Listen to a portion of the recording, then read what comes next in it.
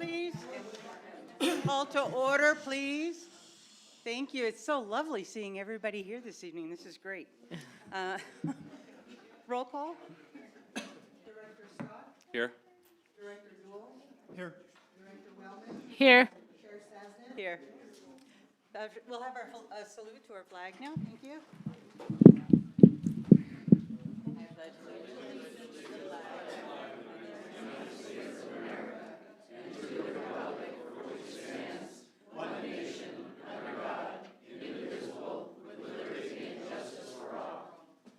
Thank you. Okay, if everybody could keep it down while we go through our agenda this evening, it would be greatly appreciated. I'm sorry the room is so full. I'm happy the room is so full, but I know it's standing room only, so sorry about that. If we would have known we'd had so many people, we could have moved it over. So, but this is excellent. Thank you. The next item on our agenda is our public comment. This portion of the meeting is reserved for any person desiring to address the board on any matter not on this agenda and over which this board has jurisdiction. Please be advised, however, the Brown Act prohibits action on items that are not listed on the agenda or properly added to the agenda under the provisions of the Brown Act.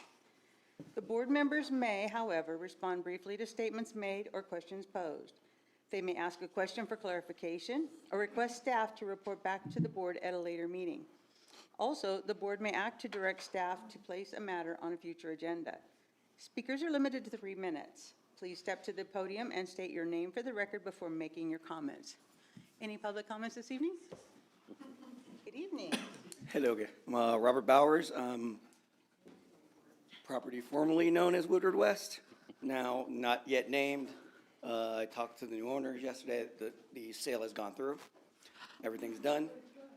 We've been cleaning up. If you've noticed around, we've been cleaning up over the last week or so. We're just gonna be doing that for a while. There's no name yet, official or anything like that, but we're just trying to get everything cleaned up and take over so we don't be a mess. But that's it. You guys have any questions?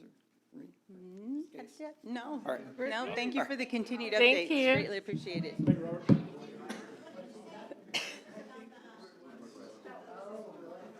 If we could keep our conversations down, this is public comment time, but if you could keep your conversations down, it would be greatly appreciated. Everybody has an ability to be heard. Thank you. Good evening. Good evening. How y'all doing? For the record, I'm Bill Syverson. I live over on Gold Rush. Am I allowed to request a couple items get added to the next month's agenda? You are allowed to make a statement, and then we can make a decision whether they are added to the agenda or not. Yes. Okay. All right. That's fair. We'll do that. The first item was, and I've talked to the general manager and others about this. It's a real tough nut to crack. But I wanted to just talk about how do we reach out to the Stallions population. I mean, this is a really big crowd. We usually have, what, 10 people? And it's they're here for a significant issue. But it's really hard. I know why some people don't come. I get it. I was there. But I just wanted to brainstorm. I'm not asking for resolution next month. Just maybe we got some ideas. Maybe we need to do 4 or 5 different things. I don't know. But it bothers me from last year when I sent that first letter out about Measure A, and in June, people came up to the chief and said, wait, what's going on? Some people aren't getting the message, and I get it. We're not going to get 100% because not everybody wants the message. They're fine just in their home doing their thing. So this was just, I don't know. I know we have the bridge. I know we've had that a long time, and we have posters everywhere. Can we do something with P-Dubs? Can we talk to Ashley and go, hey, when something kind of big comes up, like what we're talking about tonight, can we just put something up where visitors, I don't know, I just want to talk, maybe just come up with some other ideas. Maybe someone out there in the neighborhood's got some good ideas, marketing. That's all. The second item, and this is, when I look at the board packets, and I'm looking at all the financial information, which has to be there. I'm not saying change that. But I spent a career looking at data and plotting it. And I'm like, is there a way to take all of that and put it in 2, 3 charts that are pictorially tell the picture? Where's our money coming from and where does it go? And maybe there's software out there that does it. I know Alex, what's his face, at the county administration office, he does stuff like that. And maybe there's already software. I used Excel, but it doesn't have to be Excel. Maybe there's something out there that will help communicate, because I'm telling you, we're not going to sit there and go through 10 pages of fine print. We're not. But it would be great to see, oh, so every year we have this income from property taxes. And you just look at a 7-year trend, and it's always going up. Okay, you can project from that. Well, if the rate of that increases so much, and we know that the wages and salaries and all, and just living expenses also goes up, and we see that's raising faster, got a problem. That was just the second item. Can we just talk about it? And yeah, I don't know, maybe there's a software package out there that just does it for you, and to hell with Excel, I don't know. Definitely. That's it. Yeah, thank you. Definitely You're welcome. something we can take into consideration. Thank you. Thank you, Bill. And for Thank you. people that don't know, Bill Syverson was instrumental in the outreach portion of getting Measure A passed. So we have a lot of thanks that we owe him. And your idea about putting the balance sheet in graphical form is an excellent one. I've been thinking of it myself, and there are probably a lot of ways we could make the agenda more user-friendly. And maybe now's time to think about it. Definitely. Are there any other members of the community that need to come up and speak or would like to come up and speak? Madam Chair, may I Yes. just have a couple comments? Yes. Following up on Mr. Syverson's suggestions. Absolutely yes to both of those items. We recently had our financial officer retire. Our new financial officer is already looking at ways to report out that you don't need a magnifying glass to read. Unfortunately, that's kind of how they come out of our accounting software. So it's a matter of finding a different way to, maybe place it into Excel or some kind of other, but that's definitely been a topic of discussion with staff and with our new financial director. And then I would like to take the moment to remind everyone that you can sign up to get notifications through our website, and you can choose email or text or both. So when we do put the announcements out, flyers, events, things like that, it's just one more little avenue that I don't know why we don't have a lot of people that participate in that. So I wanted to make sure everybody in here knows that that's an option. Unfortunately, it's not user-friendly, so if you have any problems, please reach out to us. We will help you sign up. Thank you. Any other comments from the community? Anyone needs to come up? Okay, we'll move on to the next item then. The next item is our Board of Directors time. This portion of the meeting is reserved for directors to present to the board and the public information, announcements, and items that have come to their attention. No formal action will be taken. A director may request an item be placed on a future agenda for consideration. Board? I have nothing this time. This evening? Nothing this evening. Okay, thank you very much. We will move on to the next item on our agenda, and that is our police report. Chief? Good evening, community. Good evening, Board of Directors. Good evening, Madam General Manager. We unfortunately ran out of tacos, so for those who are here tonight, I'm sorry. Just kidding, just kidding. Okay, so getting back to business, going to the monthly statistics for April. Our call volume has gone down, which has been a little bit helpful. Reports also a little bit. We have assisted other agencies, We are kind of going into the busy season when obviously school gets out, summertime happens, people start going to our parks, things like that. So we're luckily that we're having a little bit of a break. I would hope that that would continue, but I have no control over that. Since we have quite an amount of our community members, I have kind of been talking about this very subtly, very ominously the last couple months, but you won't see these folks out in the field for a bit, but I am happy to say that we have created 2 new positions within the police department that are completely new positions. This is not the administrative assistant position that Sarah Mountjoy, and we'll have a special presentation when we have a lot of these folks coming in. But we have created a community service officer position, and there'll be 2. So many of you may ask, what is a community service officer? They are not police officers, however, they will respond to low priority calls. So that helps for us to respond to your needs as well as helping our existing police staff. So helps to kind of soften the load, if you will.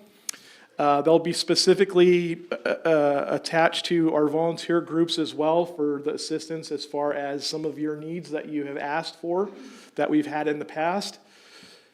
We're very, very happy to have these 2 individuals. They come from a tremendous amount of expertise. So they're going to be a huge, huge things for our community, but they'll be trained in the next couple weeks, but you probably won't see them for about a month. But just so you're not, startled by that, I just want to make it very transparent that we do have new positions within the police department, and you'll see some insignia and uniforms that will say community service officer, and they'll be clearly designated on the patrol vehicles. So we're very, very excited for that. There have been some things that have been brought to my attention, which I won't go into, as far as wild animals and things of that nature. Just please, if you can, try to be kind online. There are new laws on the books that if you purposely post things online, names, addresses, with the intentions of bullying or harassment or things of that nature, that is a crime. I know oftentimes we like to say that's a freedom of speech issue, and it is, but it kind of goes to similar to, can you yell fire in a movie theater? Case law says you cannot, so that's not a freedom of speech issue. So there has been some malicious comments that have been going out for some passionate subjects, but I just want to remind everyone of just be very, very cautious of what you say online. Try to take the high road and not try to get emotionally attached to some of these passionate subjects. Other than that, I have nothing to add. If anyone wants me to elaborate on the stats, I can, or if anyone has questions for me, I will go ahead and answer them. To dispatch the community service officers, that's still like if an emergency, it's still through 911 or the dispatch through Bakersfield? It'll still go through dispatch, so they'll be going to like non-emergency calls with the exception of medical aids when we're on duty. So again, now that we have 2, we'll have representation throughout the week. It's not just isolated to one part of the week, so it kind of helps with, we almost have like a beat partner. But again, they're very limited because they don't have firearms. They have some weapons, some tools to their disposal, and they'll have some protection as far as like ballistic vests and things like that. And like I said, once we kind of get to that, I'll kind of talk about their uniform and insignia, but it's really about proper response and care that you all have asked for. And the important thing that I want everyone to take away from this is not with Measure A money. This is with our existing money. So this is also with our forward thinking from the general manager and my staff as far as this is something that we're trying to get in the short term. But yes, it's about increasing our presence and reducing our times for response. I have a question. What will they be doing? Can you come up to the Yeah. podium? I'm Please. sorry. No, I can't. I have an injury. Oh. I'm sorry. So She just wants to know what they'll be doing. Thank you, Robert. Thank you. So what a community service officer will do is, if you're a victim of theft, identity theft, even a burglary, things that are not in progress, something that does not require an officer to go there, something that's not going to put someone in harm. You want to look at them as like an upgrade from a citizen, because this is a non-sworn position. So these folks have experience for other things. They have been armed in the past, but with our program as of what we have right now, they will not be armed. So they'll just be going to low priority calls with, like I said, the exception of emergency medical aids. So that's really the only emergencies they'll go to, with the exception of if we have a traffic collision or something like that, we need to do traffic control, but they're not going to be rendering aid. Thank you. You're welcome. Chief, following up on that, do they have training in either harm reduction or de-escalation? Both of them, yes. Great. Both, they both have kind of law enforcement experience, but it's not total law enforcement experience, if that makes sense. So they have worked in hand with law enforcement. One was a sheriff's deputy for 10 years. One was a coroner recently. So again, they have a wide range of knowledge that's going to help your police department as well as helping you, the community. So we're very excited. Wonderful, thank you. Any more questions for Chief?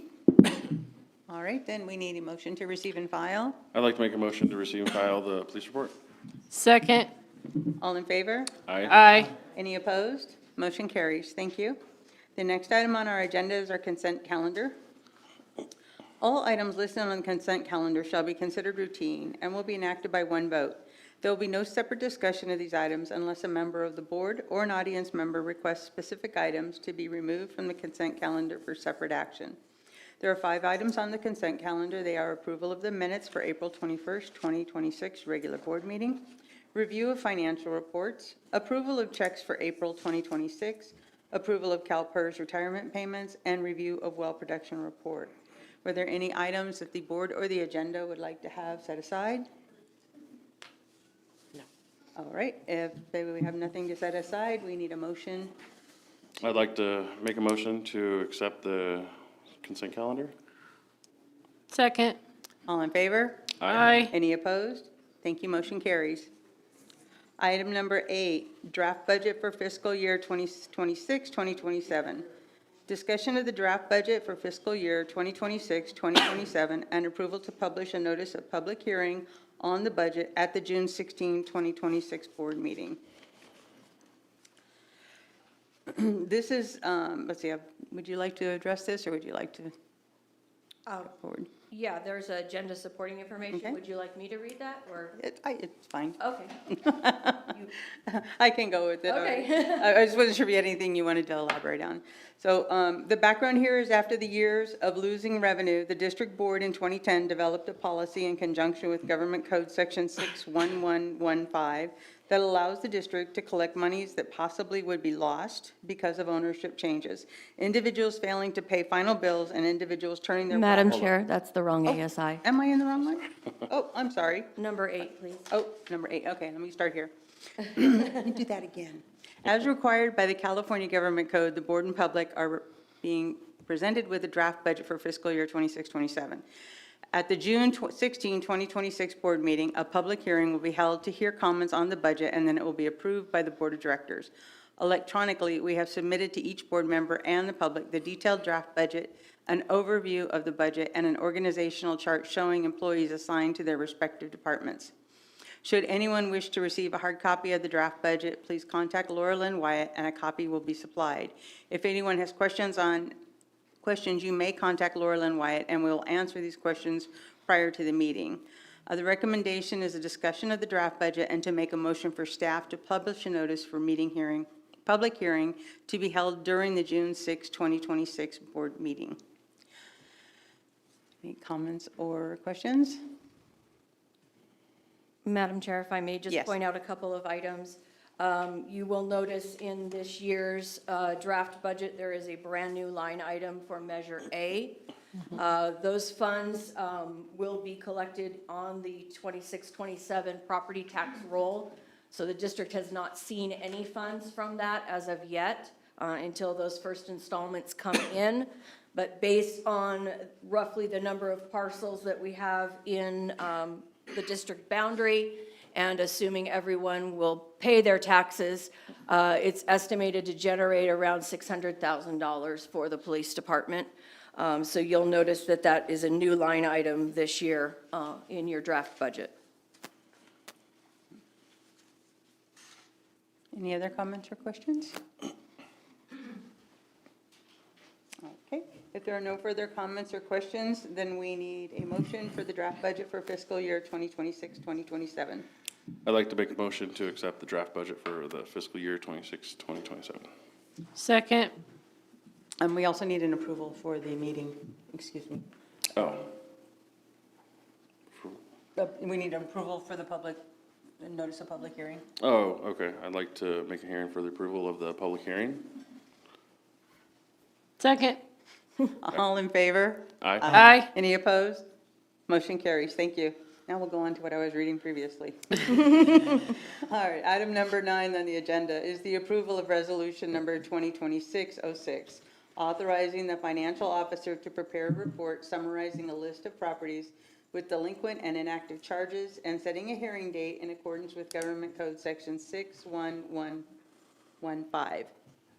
Again, after years of losing revenue, the district board in 2010 developed a policy in conjunction with Government Code 61115 that allows the district to collect monies that possibly would be lost because of ownership changes, individual failing to pay final bills, and individuals turning their water off for a period of time.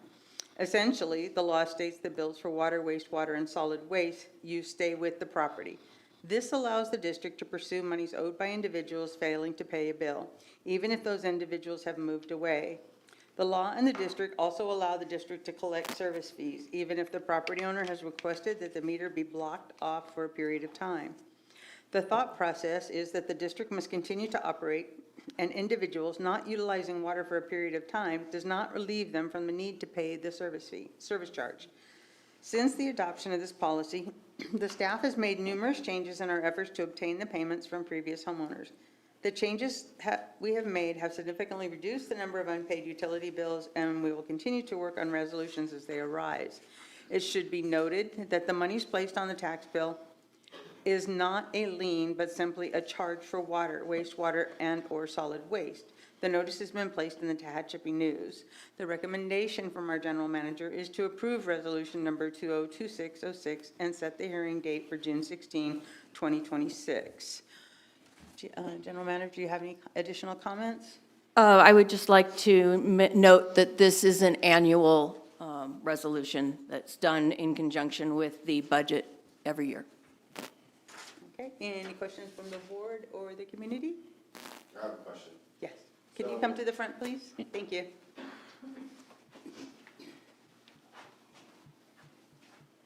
So with this, is it going to continue to be passed on to the new owner? Or are you guys gonna continue to go after the person who collected the debt? It stays with the property. So it's transferring to the new owner? And, trust me, your realtors have paid this bill every single time. This So- is not new. No, it's not new. So what I'm asking is, why are we not going after the person who incurred the debt? The logic behind it is that it stays with the property, and the homeowner, the current homeowner and the proposed homeowner are notified of the debts. And But they're once not. And In every experience I've had, they are not notified. it is available at the front desk at the time when they pick up their CC&Rs, or anytime they come in prior to the purchase of the property, to know and to ask.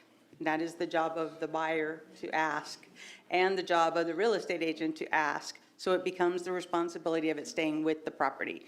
Because once they leave, what does the board, what does the association or the CSD have to collect those funds? Credit report. Exactly. It goes to There's, a okay. collector. So one person's talking, so we'll keep one person talking. This is something that can also be discussed at a later date. However, it has been decided over years and years of people that I know on this board as well who were stuck, that that was the best way to collect the funds. Can we put it on the agenda, a future agenda to address this, to get it corrected to the way it should be? We can request that it be put on a future agenda I'm per- to address it and discuss it, yes. Okay, thank you. Me, Madam Chair? Yes. Sir? First of all, can I have your name, please? Joel Peel. I'm sorry? Joel Peel. And also, I'd like to add that when you fill out the application, when you come in originally, there is a section that explains that, and we do go over it specifically to let you know that please speak with your realtor to make sure that the previous owner is aware of the situation, and to make sure that they do pay their bill, and if not, it would be transferred over to the new owner. And we are very clear on that application, and we have the new applicant initial that box to make sure that they are aware of that particular situation. Okay, I'm not saying that that doesn't happen. That does happen. The problem with it is through the process, we're already through our contingency period most of the time, and it's either give up your deposit that your earnest money that you put in on the house, or pay that bill. Now, I'm going to tell you that 9.9 times out of 10, the real estate agent pays that bill.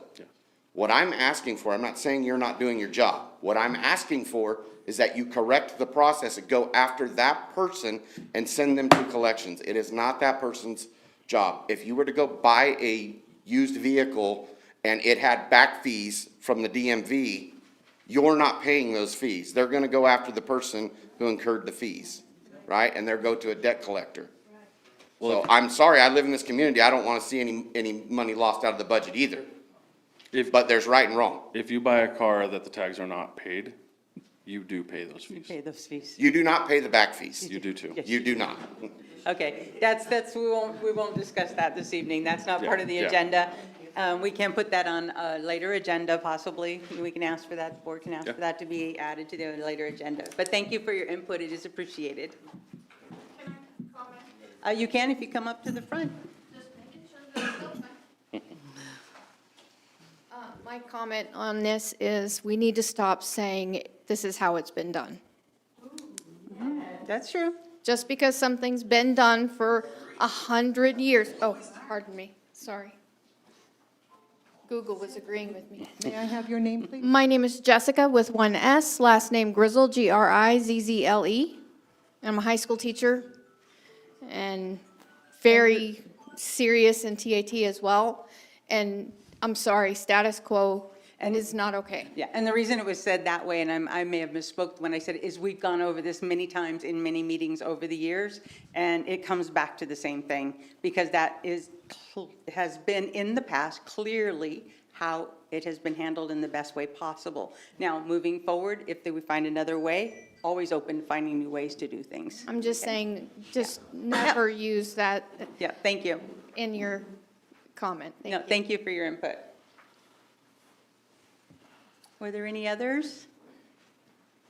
Okay, board, anything from you?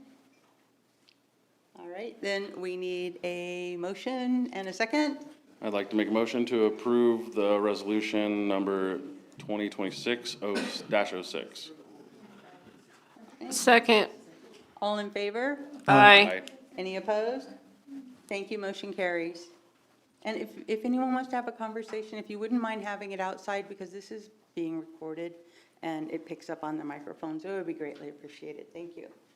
We'll move to the next item on the agenda, which is item number 10, appointment of board member. The board will review applications from residents interested in being appointed to the board of directors to fill the vacancy for the remainder of Neil's record term, December 2026. The SSCSD Board of Directors has a vacancy after the resignation of Neil Record. The appointment will fill the remainder of the term ending in December 2026.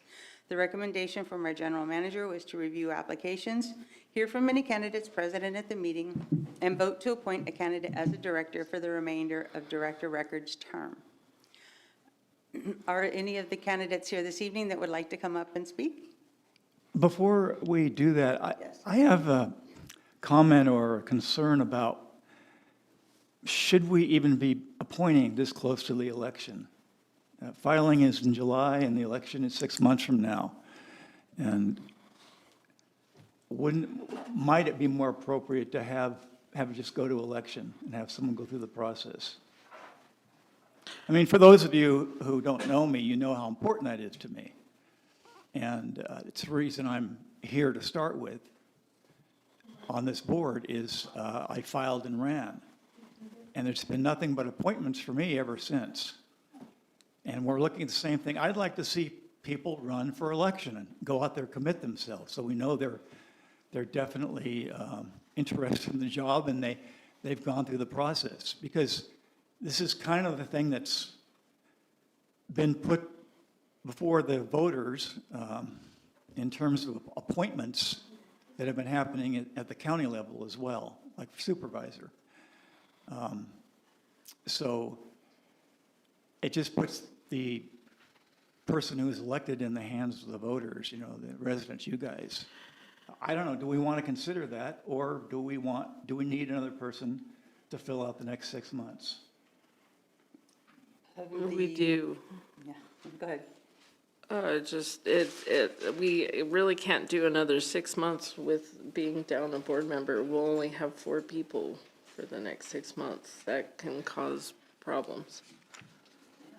Especially when it comes to voting. It could be a 2-and-2 issue. Well, it only becomes a problem if we don't have a quorum. The only other thing I see is I know we have a lot of committees going on right now, Yeah. and I see that there is another committee that's wanting to start. That's true. Having another set of hands even for 6 months, it gives the community a kind of a sample of if the guy wants to run longer, gives you a sample taste of what we're possibly gonna be voting for. And there are going to be a couple of seats that come up for reelection. And I think there's 2 seats that come up at this. Yeah, next mine and what used to be, well, the one we're filling right now. cycle. Yeah. But that person, let's be clear about this, or is going to have to file in July to maintain the position on the board and win. So yes, two seats coming up in 26 and then 3 seats in 28. They're staggered like that. They're four-year terms for everybody. So, I mean, I'm good. I just thought I'd put it out there. I mean, it's a choice. I believe it is legal for us to put it off to election, but General Manager, do you have any comments or concerns? I do see where Director Duell is going with his point.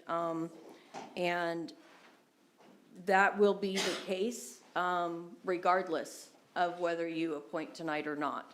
There will be 2 vacancies and there will be an election. This is to get the board through the next 6 months. And we do have a lot of work. We're coming into a very busy time of the year. So having that 5th board member would be helpful with regards to serving on committees and volunteering for, you know, homework behind the scenes, whatever it is that we can utilize them for. So I don't like to see the same 2 board members on every single committee.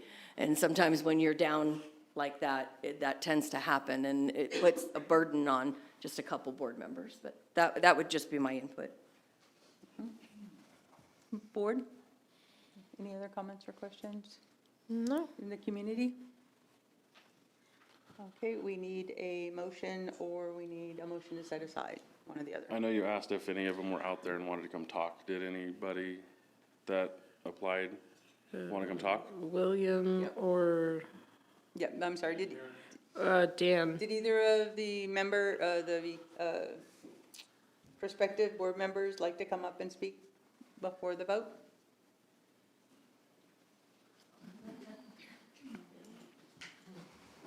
Hello.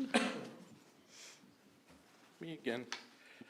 Bill Syverson, I put in the application, and I was asked for my resume, so that's in there too. But really, I wanted to take the 6 months, and it was really to, what I brought up earlier with those two items, was to, how do we communicate with the community, and what can we do with the fiscal information? You can't delete what we already have, because that's public record, but maybe in addition to that, it's, you know, the pretty charts or something. And that's really what this was about. And I am very good at researching and going down rabbit holes. You guys know that. That is my skill set. And to be very transparent, and especially to Director Dool, no, I wouldn't be a director for 4 years, because something else is going to come up, not next year, but it's coming. And if you need someone to advocate or to get out to the community a message, that's what I'm very good at, and I can't do that if I'm on the board. Which is why I didn't vie for the position that Mr. Stock took. We were in the middle of Measure A, and I said, well, let's just do what I know how to do very well, and you've got to find director now with Mr. Stock. So in fairness to you, Ben, this is, to me, a temporary of, what is it, 5 months or something? June, it's till November? I think it's November, yeah. So then you're only interested in doing the appointment until the end of the term, which is December Correct. 26? So I just want to be honest there that I'm not going to file, because I think my skill set is better at down the road. I firmly believe that in 2031, 32, we're going to be in the same boat we were in, and I don't want to wait till then to go out to these people and say, hey, funny thing, remember Measure A? Yeah, we need to do B now. How do we anticipate that? And I know you're working on the issues at Sacramento and trying to get more money, but in fairness to you and to the public here, I'm looking at this, fulfilling this 6-month term, not 6 months plus 4 years. Okay. I just wanted to make that, didn't want to hide anything. Well, thank you, and I appreciate you being foresighted enough to realize that how important that is. I mean, you were at the pointed end of that during Measure A, And so You know, I get it. he's still here. Of course, they don't like me, but Oh, why don't you like him?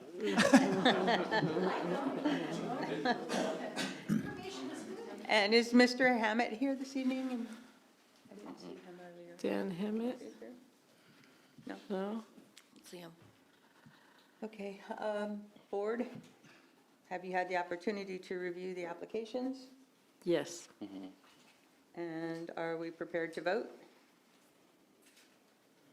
Well, I think I am, because there's only one person here that's committed enough to show up at a meeting. I mean, I don't know, maybe Dan couldn't make it for some critical reason, but I'm ready. Okay. Yeah. You ready? Yep. You ready? Okay. I mean, we need a nomination, right? Yes. We need a nomination in a second. There you go.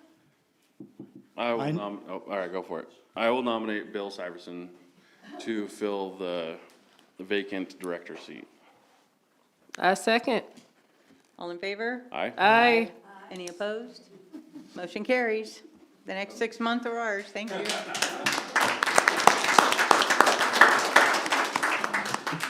And Mr. Syverson, we will prepare your oath for you, and Judy will call you in, and you'll be sworn in probably sometime next week. Yeah, thank you. All complaints Go right there. For the next 6 months. All right? Thank you for that, and thank you for everything that you've done so far, and I know what you'll continue to do. Yeah, very appreciative. The next item on the agenda is approval of expenditure. It's approval of expenditure for well CV2, necessary repairs not to exceed $48,000. On Thursday, May 7th, Public Works Director Jim Burris received a call from our water operator, Noah Roden, stating that the well, CV number 2, was sending a failure to run call to our SCADA system. He responded to the well to find a code relating to line fault from the power coming from the into the breaker panel. After testing the power coming into the breaker panel, it was determined that the power was fine. P&J Electrical was contacted. They responded and determined that the problem was in the well motor. The motor was replaced less than a year ago, so replacement should be under warranty, and it will be reduced from the total cost after the replacement is installed. Upon further discussion with Shelby Well and Pump and P&J Electric, it is believed it is in the best interest of the district to install variable force drives at this and in the future at all of our remaining well sites to protect the equipment from power spikes and the potential of running the pumps when low aquifer conditions exist. We completed the well rehabilitation and upgrades to well P17 with this equipment already in place. The recommendation is to approve the expenditure for the necessary well repairs and improvements not to exceed $48,000, to charge it to account 058023 water capital contract in our current budget. Approve transfer of monies from Fund 50390, water capital improvement, to Fund 50380, general fund, to cover the expense. General Manager, did you have anything you wanted to elaborate? Yes, so unfortunately, we believe through the experts that we consulted with, that this was the result of one of the PSPS scheduled power outages. And when Edison brought the power back online, it blew the motor. So the equipment that we're now suggesting be installed and has been installed on the recent rehabilitation of P17, if you think about it, it's kind of a soft starter, so that the best analogy I can think of is when you're driving your car, you ease onto the gas pedal, you don't just floor it.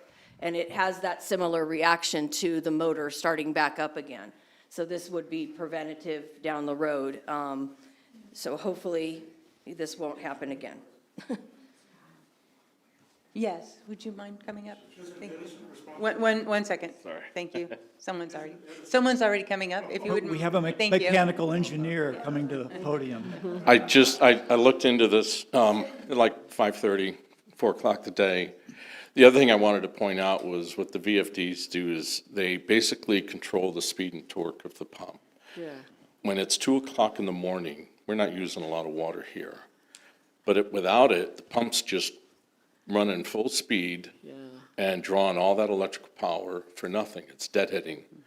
So what this does is it says, oh, well, I don't need, and someone has to program this and put in all the logic, but when the demand goes down, the logic will say, oh, we'll slow the pump down because I don't need as much demand. And Correct. I'm not going to go into the physics, but if you drop the pump speed to say 80%, you're only using 50% of the electrical power. Yeah. So it's more efficient. It does what you said. Sorry.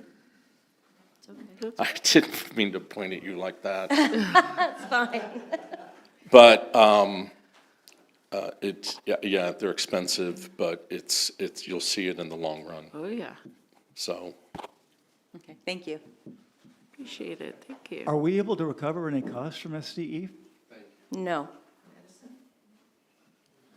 We tried.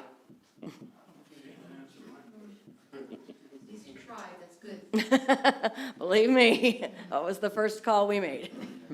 They won't fix the cracks in my walls from the jackhammering they were doing on their pole in front of my house either. So, yeah.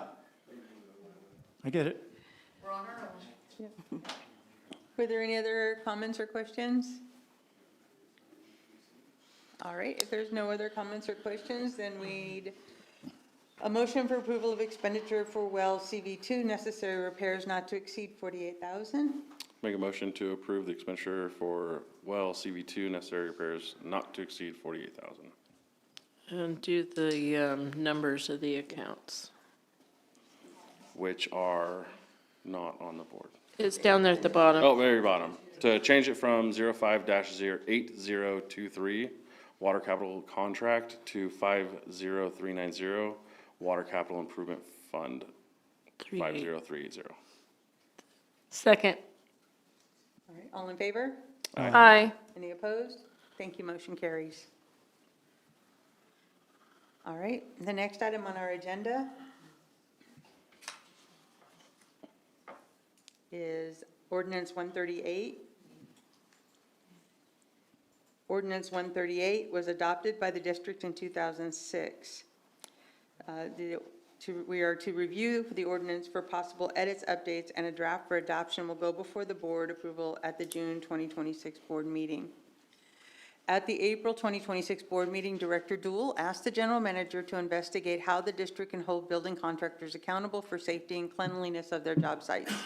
Ordinance 138 was adopted by the district in 2006. However, it appears that a record and executed copy of this ordinance is missing from district retention records. Also, being 20 years old, it is most likely that updates and edits are needed.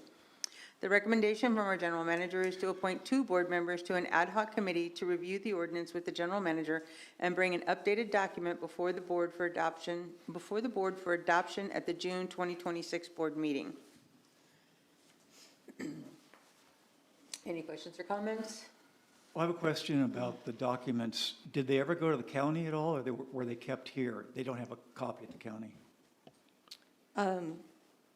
They did, there's not an electronic version available, and we have to keep a signed executed copy at the county and at the district to abide by our retention record laws.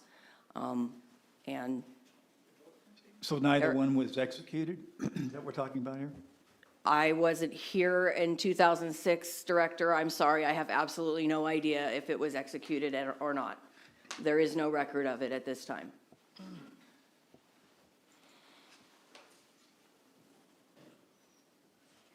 Well, I'm confused. It says how, it appears that a recorded and executed copy of the ordinance is missing from district retention records. That is correct. Is it possible there is a recorded and executed copy at the county? Yes, but we have to have wet original signatures, so we would still have to duplicate it. Okay. Yeah, I noticed there are some things that should be included here. And I don't even see any kind of fine structure. It refers to the GM enforcing a lot of this stuff, but it doesn't say what the enforcement method is. That's kind of stuff we're going to be working on with the subcommittee, I assume. Okay. Yeah, something else to do. It's on the list. Okay, all right, any other comments or questions from the board or from the community? No. All right, then, Oh, one more. yes. So I've been looking into many things, including our CCNRs, to see what's available to me on my property. Management and cleanliness of the work site is also in the CCNRs. Okay, so I'm not sure if you realize that, so Oh, yeah. that's where I was confused. Oh, okay, yes, yes. Okay, because that was signed and, I don't know, do we not have copies of that either, or? The CCNRs? Correct. Yeah, yes, we do. Oh, yeah. It's just this particular ordinance. Okay. The Thank you. 138. Thank you. All right, any other questions or comments? If not, then we need to have 2 board members. Well, I brought it up, so I guess I'm gonna. Perfect. And I cannot be the other one. That's I'm right. happy to help. Okay, sorry. We have a new board member. I He has to be sworn in. We have time. What are you doing the next 6 months? Okay, then. Thank you. We can always just switch it next month. Okay, very good. So do we have a nomination of Director Ben Duell and new Director Bill Silverson? We can't do We can't until Which- he's sworn That's in. what I thought, okay. Yeah. Okay. Yeah, so we'll have to switch it. All right. But So I'd you like can to take- nominate Bill, or Ben and Teresa for the committee. Second. Okay. All in favor? Aye. Any opposed? Thank you, motion carries.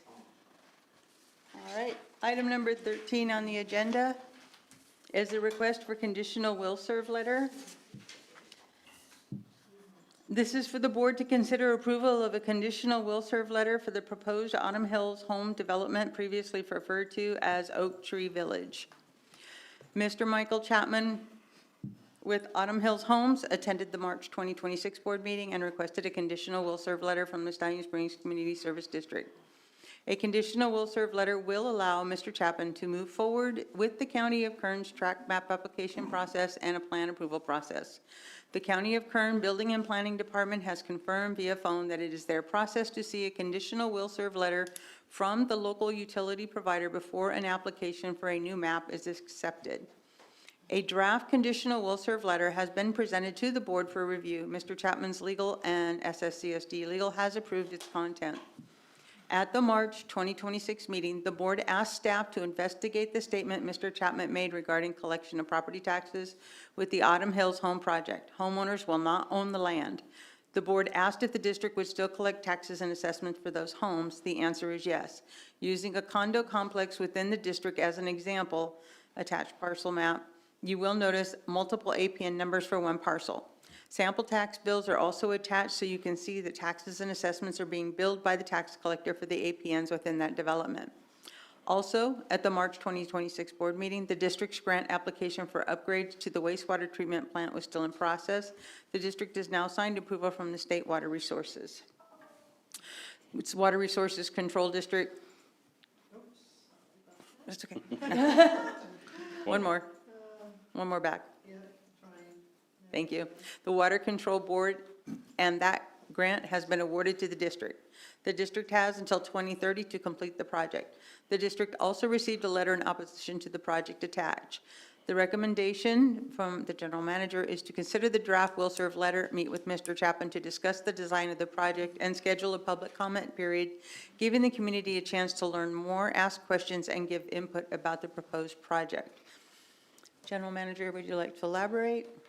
I believe Mr. Chapman is present this evening, and he will add to the comments, and then we can open it for public comment and questions.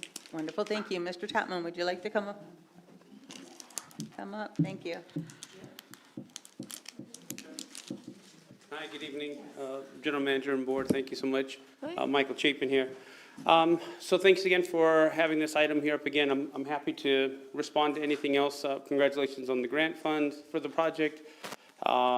Again, as a landowner, I'm simply requesting for water and sewer service for our lots. So again, if there's any other further questions, I know that she's looked in and had some additional input here. So thank you for assisting and looking into the tax issue there.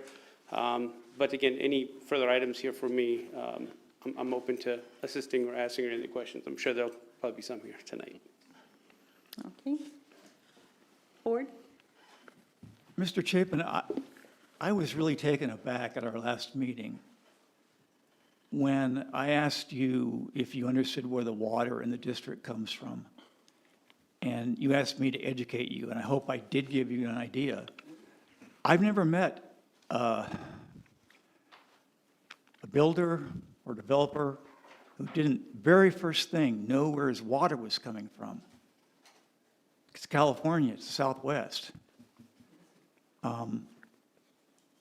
There's so many things that don't add up to me right about this project. I mean, somebody ask some questions so we can learn something here, because I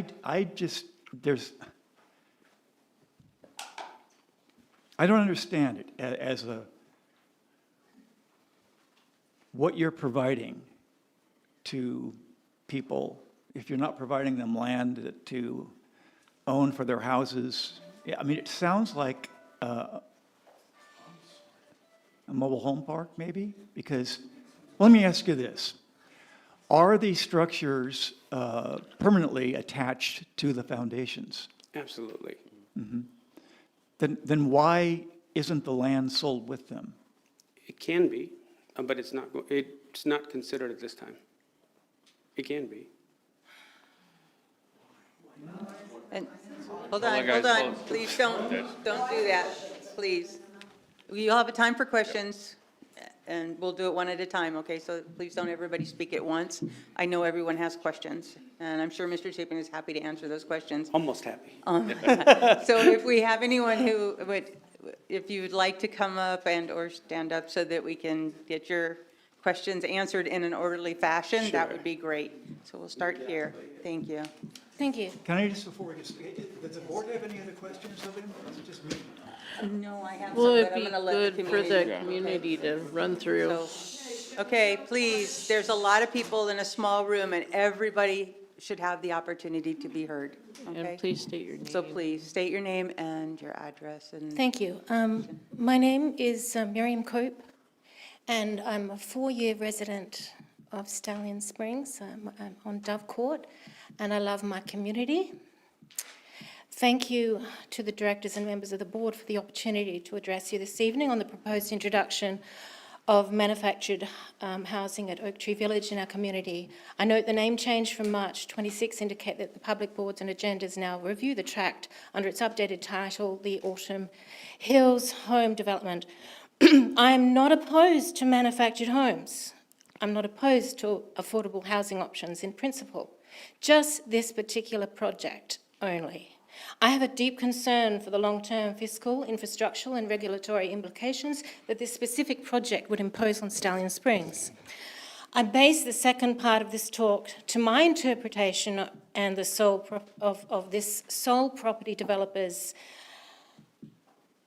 history, which I'll discuss shortly, and I want to make note that there's nothing unlawful by this property developer. It's my interpretation of this history. First, I'll give you, I want to briefly accent the broader context of introducing manufactured lower-cost housing into isolated rural settings such as ours.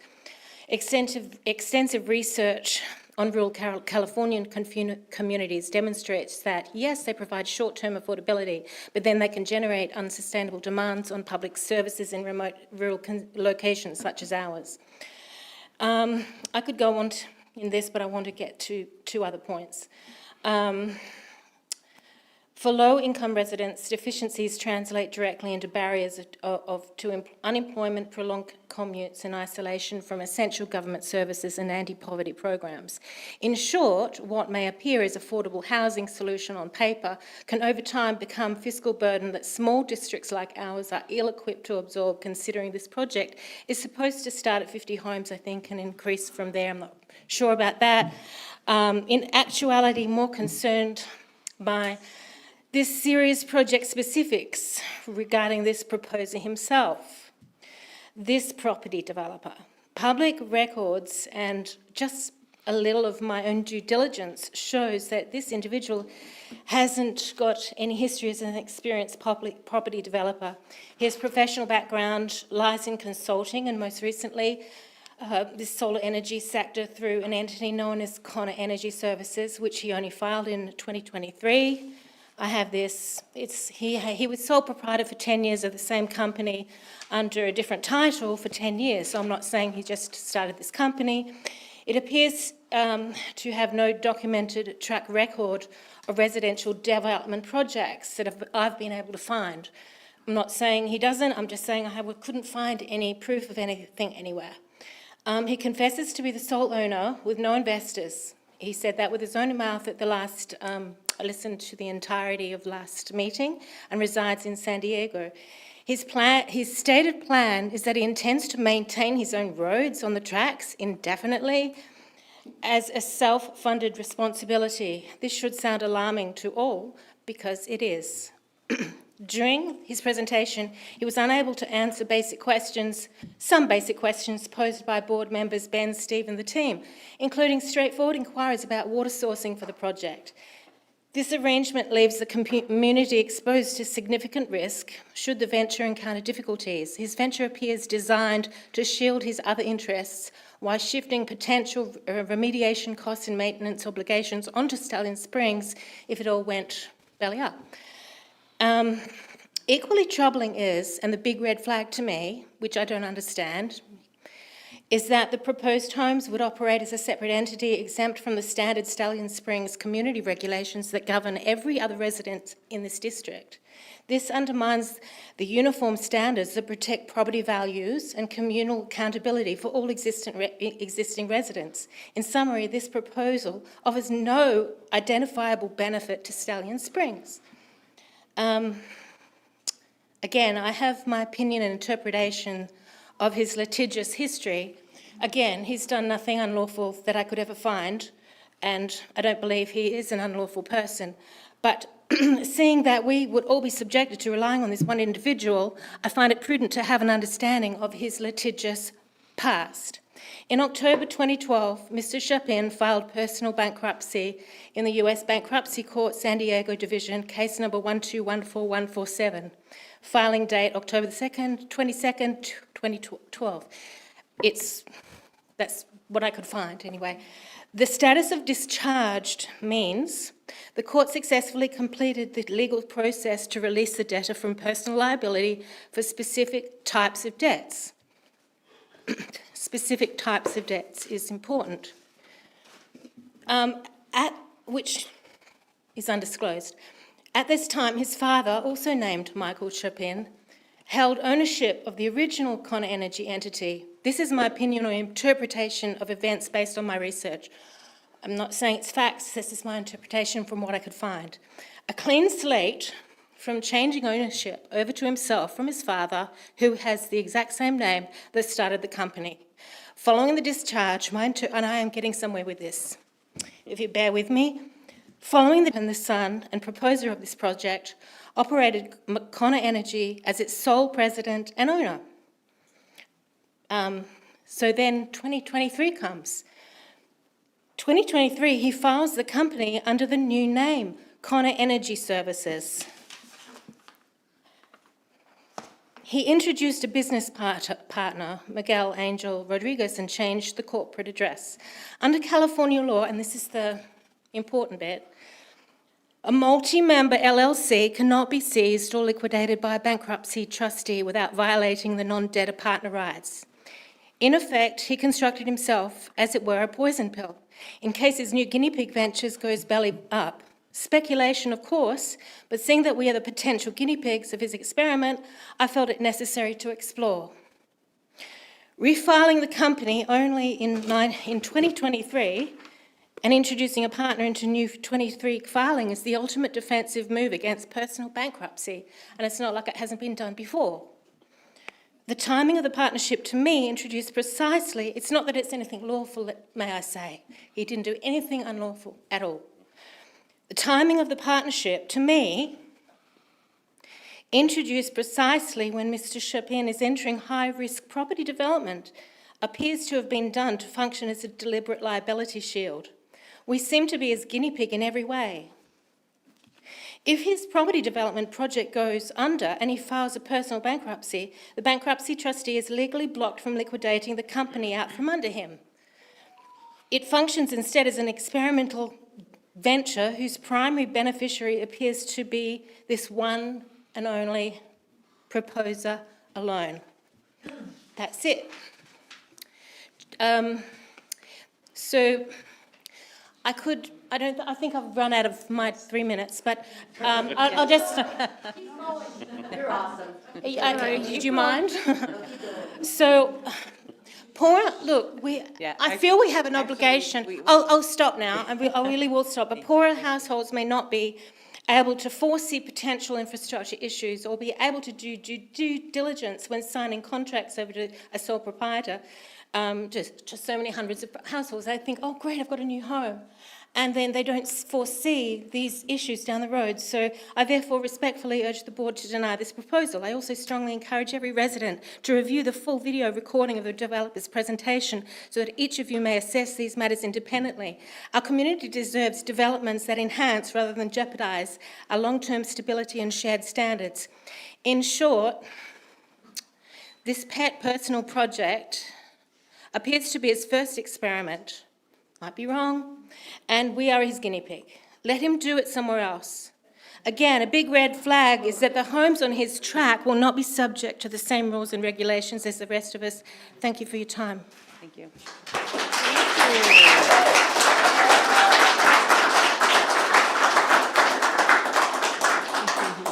Hello, my name's Corey Witcher. I've been here 37 years, and I have a lot to say about this, and that's the reason we're here.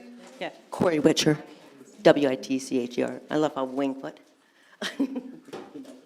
Anyway, what's happening is way wrong, and I only found out about it yesterday, what was happening. But Ben, you seem to know what this is all about, so maybe in layman's term, you can tell everybody what he wants to do, in my view, is he Wait. wants. Okay, well, hold on. Can you? Sorry, I'm not good, not good at If you could this. just speak to the board. Okay, I'm speaking to the board. So and then the board can set matters aside for Okay. another time, or do other things like. So basically, in a nutshell, what he wants to do is put prefab homes out. When we've all spent millions of dollars, we don't have the water, we don't have the roads, we don't have the police, a big enough police department for it. So what he's doing is putting us in a shithole when he can do it in Cal City. Thank you. Thank you.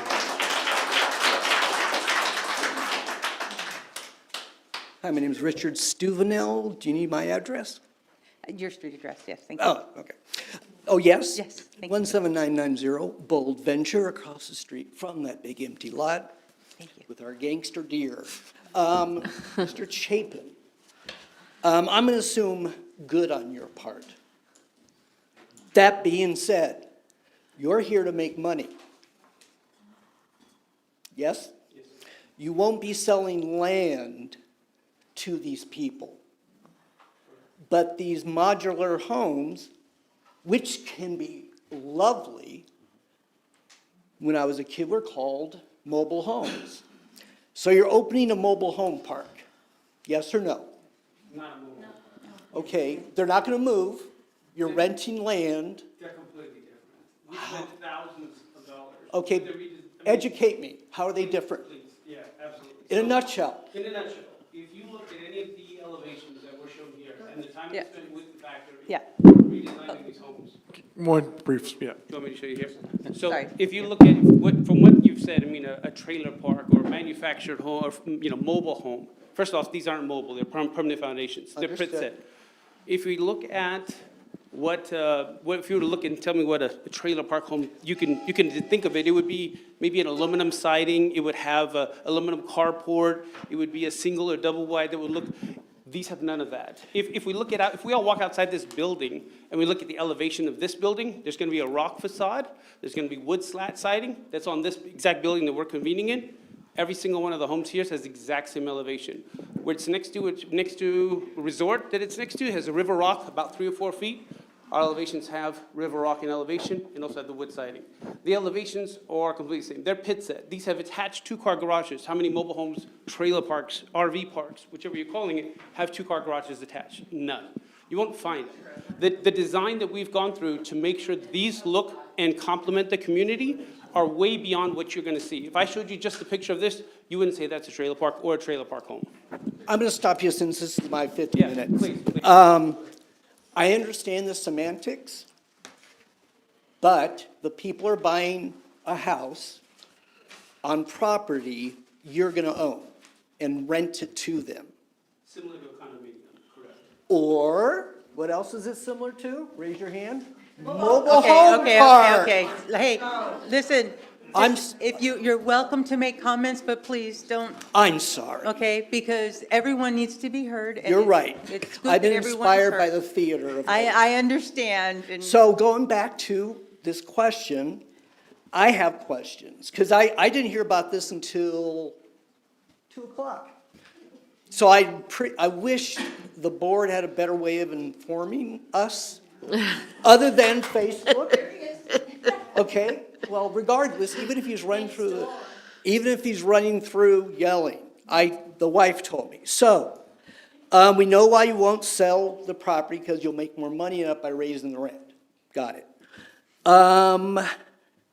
What's the price point on the homes? The price point we're targeting would be probably low 400s. Okay, low 400. The reason I'm asking is, having just escaped from Palmdale, people don't take care of property when it's, one, not theirs, and two, when there's a value that they don't respect. So 400 these days is, well, maybe I'll move in. You're not renting the land. So I already overheard the water. The water issue is they're gonna be tapping into our supply, yes or no? Okay. Yes. I got a nod. How many homes are you expecting to sell? There's 34 lots. Okay, There's currently designated 34 homes with optional ADUs that can move it to up to about 50 or so. So basically, I'm trying to get a number. basically, so it could be as low as 34, one per Okay. home. And if they opted for an optional ADU, it could be as high as about a little over 50. So, The reason I asked that question, let's assume the whole American demographic, 2 parents, 2.5 kids, let's round it down to 2. So every one of those 34 homes has 4 people, approximately. following along. Okay, so how many, 1,200? How much? Okay, too many, but we got a number. My point being is, that's gonna be taking our water. I understand you're gonna build the roads and take care of them in perpetuity. That's very nice of you. Nobody else has ever done that in this country. Okay, Eisenhower built the freeways, we fix them, we pay for it.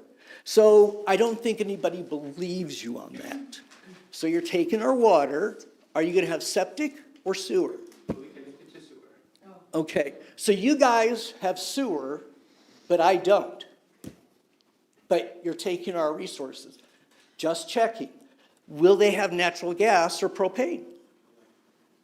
At this time, we haven't evaluated whether we'll make them all electric or gas. We haven't evaluated. Okay, but if they had gas, if you had the leisure to bring natural gas in, Yeah, will there be, because we know who we pay for propane, we pay through the nose. I would love to have natural gas. electric option. Okay? And the electric grid, I heard conversation earlier about electric poles going boom, boom stuff and things fail, right?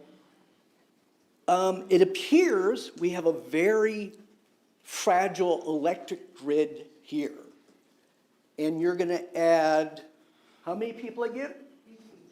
Okay, please stop. I'm done. If you would Yes, like to address. Well, no, because I know, I get it, I understand, No, but yeah. I'm trying to help you here a little bit. You You're- only get a couple of minutes. You're right, and you're I right. want everyone to be You're right, informed. let's stop, let's move on. Thank you. Okay, is this the same time we have meetings every month? Every month for. Well, I just moved here in Yeah, August, so you're okay. gonna have Yeah, to they're every forgive my month. lackadaisical. Nope, they're every Third month. Tuesday. Third Tuesday of every Third month. They Tuesday. start at 6 PM. I thought I read the first Monday, but that's okay. It's the third. Somewhere. Tuesday.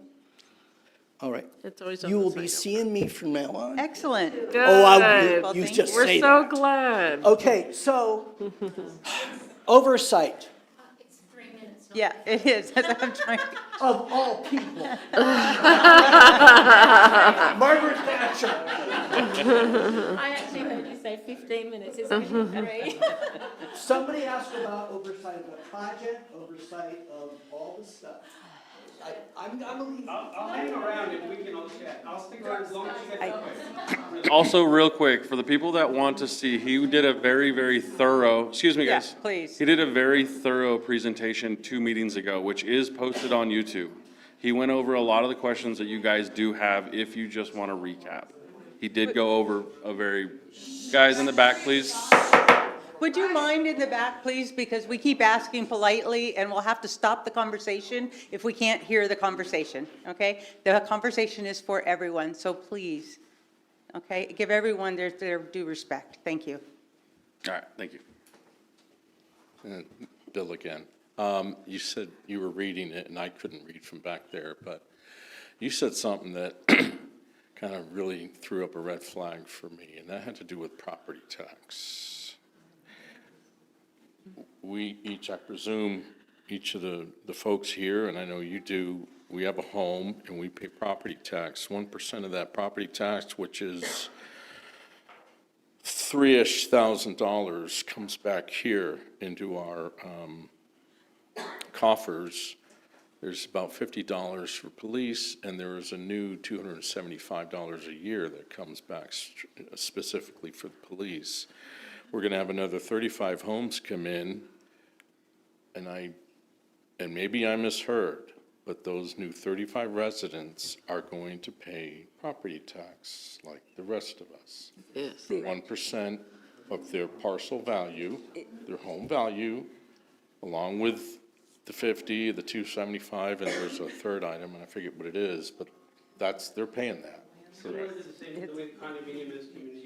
I don't want to hear about condominiums. I want a yes or no. Are they going to pay the property tax? They do pay a property tax. It's a little bit different than what we pay. There's a, I don't know the exact, it's a minus, I believe, on the value of the home itself, but they do pay a property tax, but it is different. So just so everyone is aware, it is not exact. Is the 275 included in the 50? All the, in addition to the 1%, Yeah, yeah, we pay 1%. In addition to that, there's all the other fees and add-ons and, restocking fee and all that. I am not 100% sure on that. I don't Well, know. you That know is a what? good question. I want to see the 275 from each of them because we're all putting that up to keep our police. Yeah. And that's a bite in our wallets, and I know that, and I'm the one that advocated for it. So that was my comment.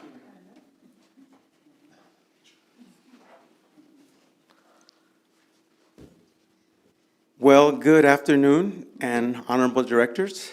My name is Raymond Arevalo, and I just want to thank you on behalf of this beautiful community behind me that I did not hear his presentation, but as a retired bureau manager of the city of Long Beach who oversaw all of the medians, all of the beaches, all of the parks, I've had many gentlemen like this in front of me, sitting in many commission meetings. But I'm going to tell you one thing, is that once you go down this road, and nothing against Mr. Chappie, because I was reading all about his company and looking at what it's all about, and what he puts on there is that the company has a team, but the team, the CEO is the same person. The CFO is the same person. The secretary is the same person. To me, those are red flags, and nothing against you, sir. And I'm going to tell you a little bit of background from me, because I grew up in a mobile home as a young teenager in Hollister, California. So I know about mobile homes. His are not. He's on the money. He's telling us the truth. They are not mobile homes. They're much more beautiful than that. But in regards to that is, those families are going to come, and what's going to happen to the maintenance of our roads? Who's going to pay for that? Because that's going to be some additional wear and tear that, our roads are not perfect, but they're also not like Bear Valley. Nothing against Bear Valley. They're good people there too. But I'm saying we have an incredible board, and I mean that from the bottom up, because I've seen you guys and operate, and it's hard to deal with issues when the community doesn't want something, but we also trust you. And we have to trust you that you are going to use the best decision-making for us, because we're not sitting there. We're not going to make that decision like we did for our police department. There, you put it to us to vote. Here, we don't have that vote. You do. So I hope that as this moves forward, that you'll think about what this wonderful young lady said here tonight, is that we have to be very cognizant that this project, we could be a city that could end up holding a bag of dust. to just be very, very careful with that. I had tons of questions, but I think I have to look at his presentation to be fair to him, because it wouldn't be fair, and to be fair to you too. But I think you'll have this, I think we'll have additional meetings to do this, and then I will return as after I see presentations. So thank you again so very much, and thank you for all of you that came to talk about this. Thank you. Thank you.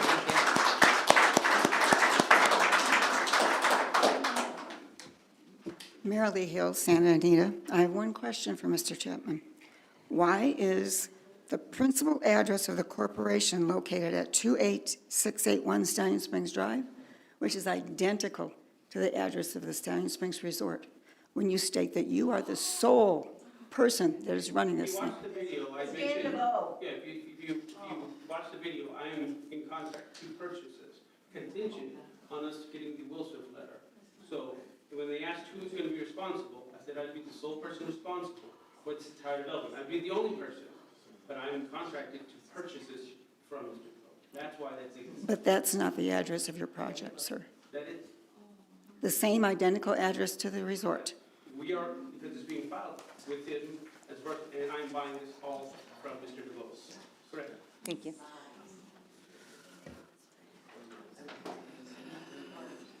Hi, my name is Rose Bankoff. I live on Delaware Place. I just have one question. I want to reiterate, you mentioned that the homes would cost in the 400,000 range, correct? We're targeting. Okay, that's your target for the home. And the ADUs, how much would that add? It depends on the size that they would want, but, the ADUs are roughly a little over 800 and 200,000, depending on what size ADU, what amenities, how they build it out. There'll be some semi-custom. Well, you mentioned that the ADU would be about 800 square feet. It can be up to 800 square feet. Up to 800.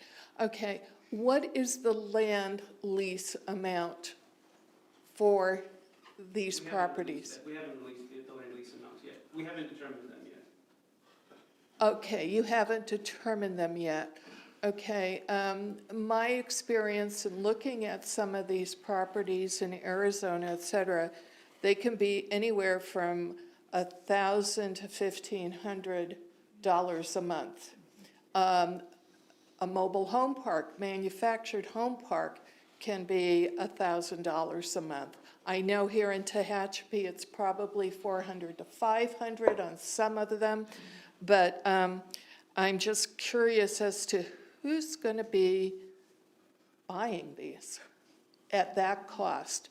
You've got over $400,000 for the house. If they want an ADU, it could be $100,000 to $200,000, and I imagine you want your profit out of this, and that's a monthly rental, translates to a monthly rental of the land, and you're going to be seeking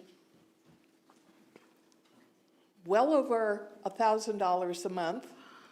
I anticipate that based on my research, and for some people, that's going to be more than their mortgage payments that people have currently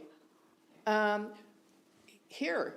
So what group of people is going to want to buy that when they don't own the land outright and have that equity that builds with it? And I'm imagining too, the interest rates would change. I just put that out there as a thought. Thank you. Thank you. Thank you. Were there, Follow-up question. can we get, no, can we Real get quick, Mr. just real quick. You guys can say no to this, right? I'm a liberal, yes. I can tell you that the board can vote against it. The board will vote based on the information that the board has, that's presented to the board, and the desires of the community. So that all goes into consideration. The board doesn't vote just as the board. The board votes as a representative of the entire community. That's why when the board walked in this evening and we saw all these people here, there were huge smiles, because we want to know what you think. We want to know what you want. And we want to know what's best for the entire community. It is not a four-person vote. My quick follow, just really quick, the gentleman who spoke earlier, if you can vote on this issue, can you vote to give us the vote? No. So instead of, because you know what, as well-meaning as everybody is here, you know, our wonderful police force, I'm sure he's run a light once, he made a mistake. You guys can make the wrong vote. So if you voted to give the community the vote, that seems, what's the word? Democratic.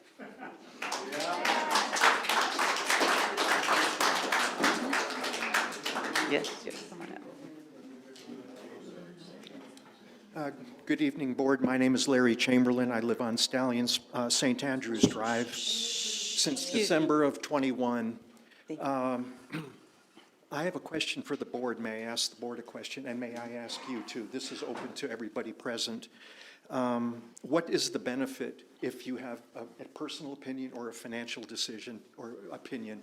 What is the benefit to Stallion Springs, in your opinion? Could you please tell me if you think there is a benefit? I can start. I'm sorry? I said I can start with that. Yes, because thank you.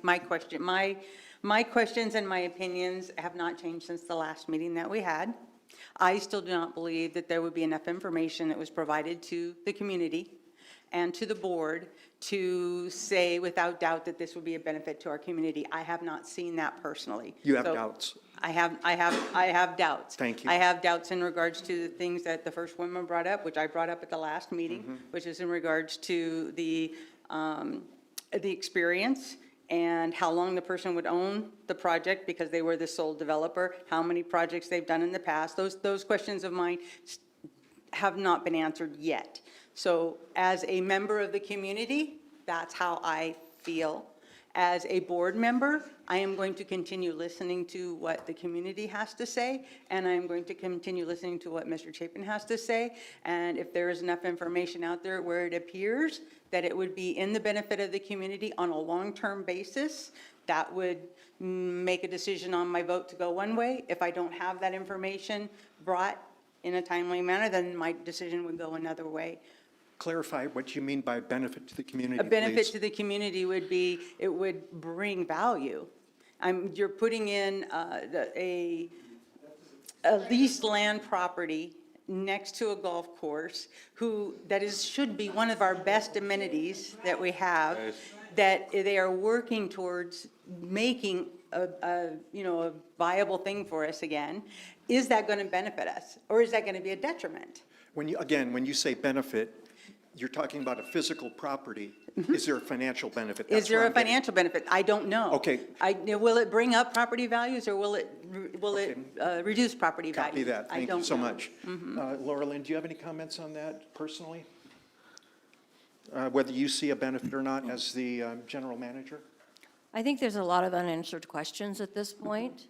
So at this time, based on the knowledge that I have and the answers that I've received, I have to say no. Okay, thank you. Mr. Dool, you have a sharp mind and you are articulate. I've always appreciated your remarks, they're probing. Do you have any comments on that, on the presentation here? I'm going to go a different direction with this. Okay. I hope this helps you, because I want it known that the gentleman who was just before you asked about democracy. I'm not sure it's legal to do what you're suggesting, but I will tell you this. This is the most direct, purest form of democracy you're seeing right now. The reason you're here and the reason you can come on any Tuesday or anytime we have an open meeting is to give your opinions. We change our minds all the time based on what the community is looking for. And this is really a heck of a crowd. I wasn't expecting this. Understand that the way this works as representative democracy is we're responsible directly to you, the board. We are your voice. We can only know what you want by you coming and letting us know, and I thank everyone for doing that tonight. I think I would like to suggest at this point that this isn't something that we need to solve right away. And I would like to hear from more of the community. And what I would like to suggest to the general manager and the board, if possible, is that we have a town hall on this. That's a good idea. A lot of you have mentioned that you just heard about it. Please, definitely go to our website, because everything, including our meetings and the agendas and the YouTube videos that have been going on for a year now, where you can go back to any meeting, including the two that Mr. Chapin has made presentations at, are there. So you can, it's up to you how much you want to participate. But you got to let us know. And I think in that vein, I would ask, can we essentially table this right now and have a town hall meeting and perhaps a larger venue? Because I'm seeing people out there, and I don't even know whether any of them want to talk in the hallway. I'd like to add one more comment, if I could, or question. During the Measure A process, Laura Lynn, I believe you mentioned what it cost to pave approximately, you were talking about budget issues, and to repave what, quarter mile of asphalt road. Do you happen to remember making that comment? I remember making the comment, but It was the astronomical, figures as are I remember. gone. No, I don't that's okay. remember the numbers, I'm But it was astronomical. Yes, Okay. it's very I started out by saying I live on St. Andrews. No offense to our maintenance team, but we had a water main break in front of our house. And the patch, I feel like I'm on Magic Mountain when I drive on St. Andrews Drive.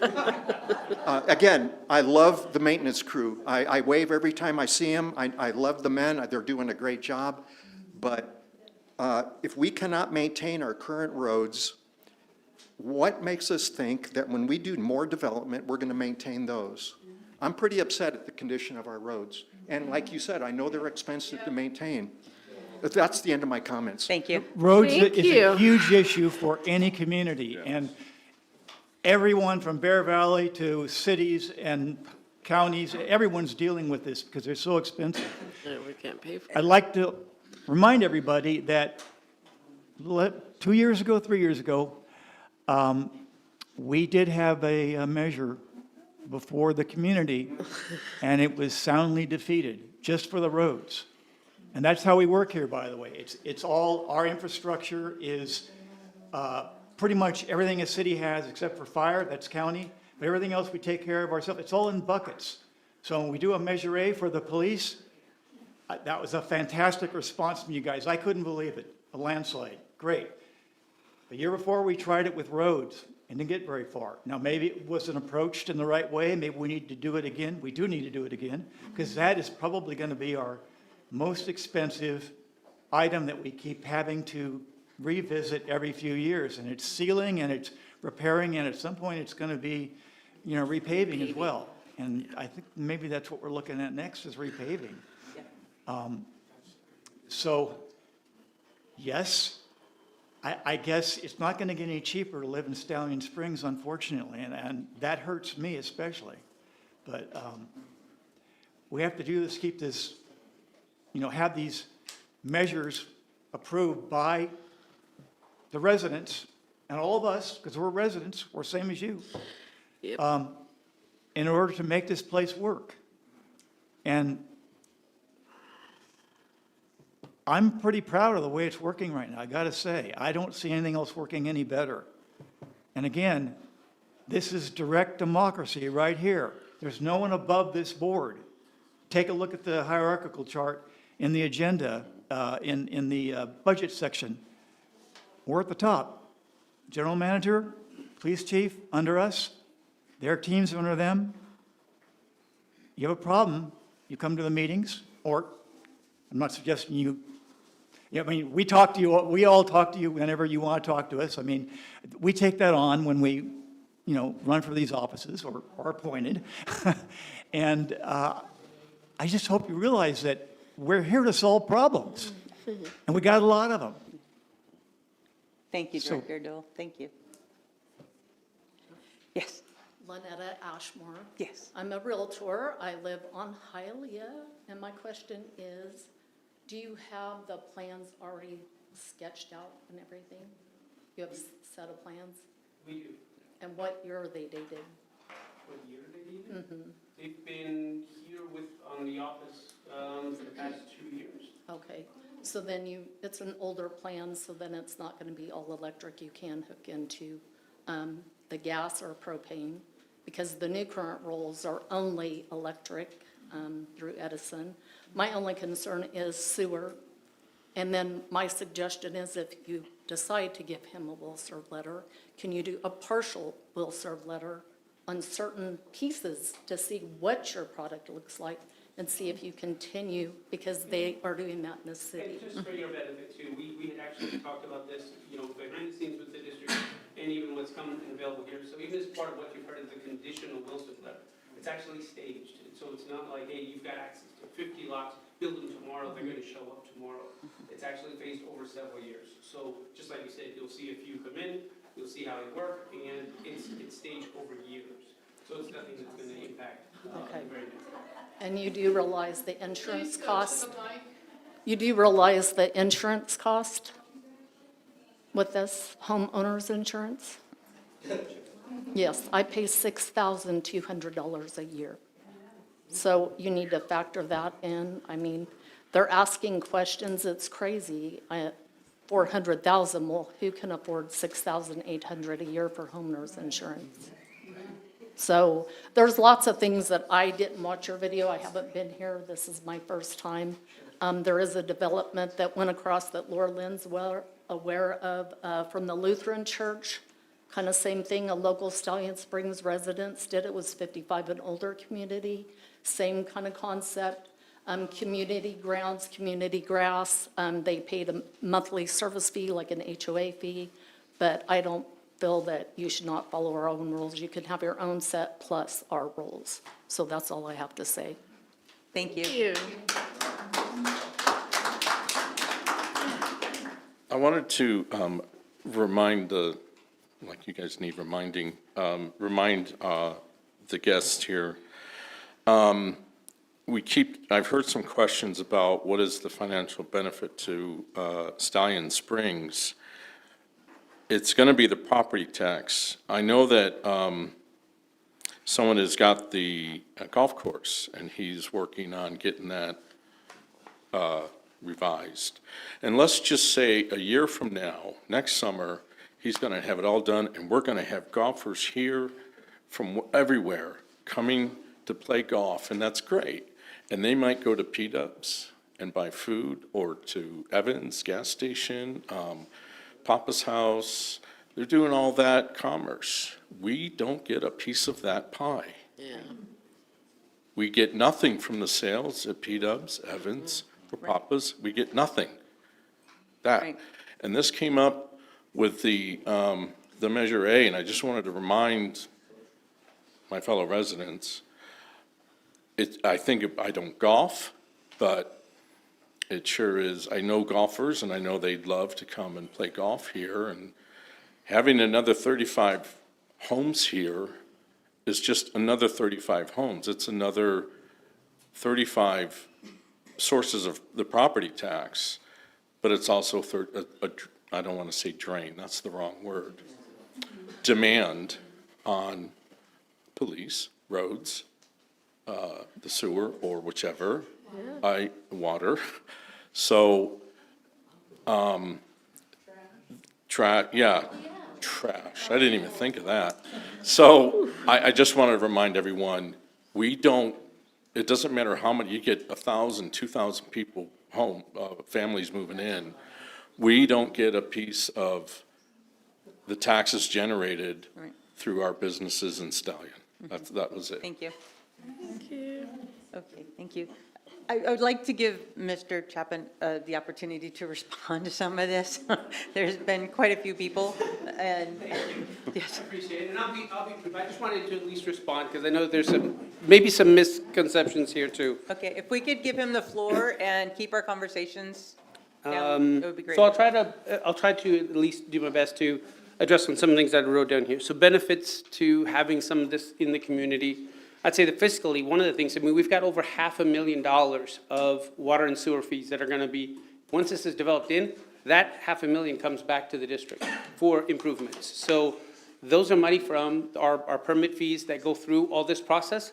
That fee revenue comes back to the district, and it's well over $500,000 for this project. So that's money back to the district for improvements from this particular project. So fiscally, yes, there is an impact, and it's part of what's in here as well. When we talk about, I've heard a little bit about demand, and, hey, this is, we adding more people, more demand on services. Just so that everyone's clear, and this is, again, they've mentioned you can watch other videos and listen as well, but I'll just kind of reiterate. This particular property is zoned medium density residential. So think of that as the same as condominiums, apartments. This is built for higher density. When we brought this to the county of Kern initially, well over a year plus ago, they actually said, hey, you need to up it because it's medium density land. This is the lowest number of homes that can go on this site and still qualify with the zoning that's particularly allowed. If we don't build this, the next development could easily be 2 to 3 times as much in terms of volume because of the density of the land.